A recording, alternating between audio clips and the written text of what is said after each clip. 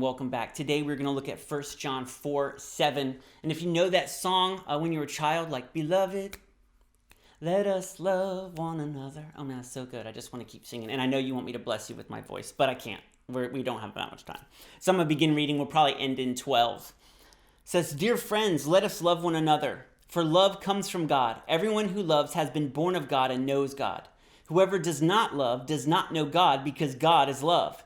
This is how God showed his love among us. He sent his one and only Son into the world that we might live through him.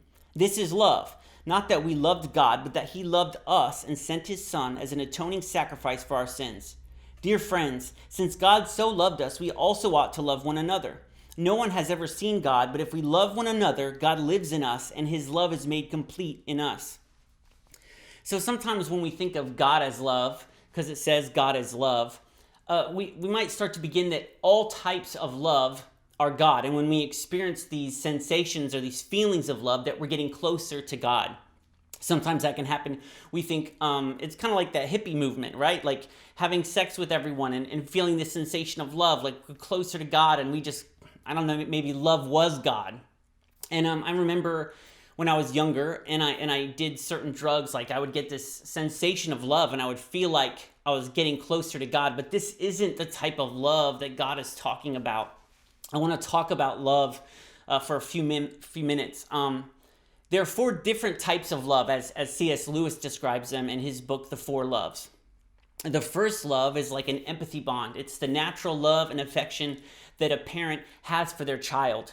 And even though this is a great love, it can be corrupted by smothering, right? Helicopter moms, right? And we can spoil children. That love can actually corrupt people. The second type of love that he describes is a friend bond. And that's a strong bond that exists between 2 people who usually share common values, interests, or love for a certain activity. But we can see this go bad and become corrupted because it can lead to cliques where this bond and this love leaves other people out. Another type of love that I'm sure everyone is aware of is romantic love. And it's the sense of being in love or loving someone, not really like raw sexuality, not just having sex with someone. The illustration that C.S. Lewis uses is a distinction between wanting a woman and wanting one particular woman. But we can see that romantic love can be corrupted too. We see people being hurt and hurting others to keep this love or to attain this love. And all these loves are good, but a lot of hurt can come from them too.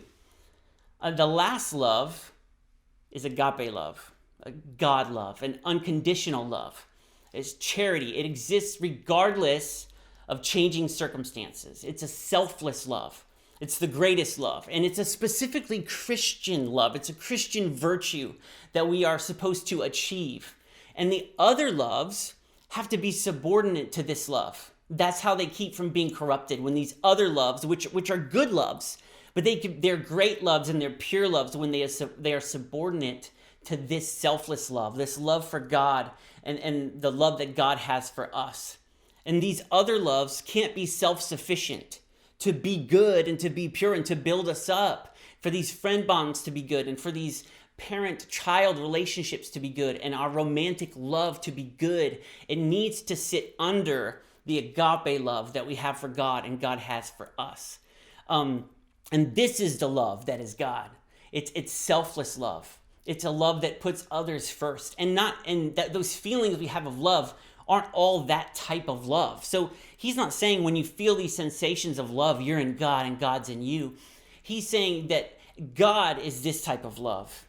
It's an unconditional love. It's selfless love. And when we are acting in that love, it's evident that God is in us. And I just want to remind you today to make sure that your love for God comes first, so that all these other loves in our lives can be healthy and be successful. Put God first and love him first. But I also want to remind you that his love for you is unconditional. It's selfless and it's unchanging. It does not change based on changing circumstances.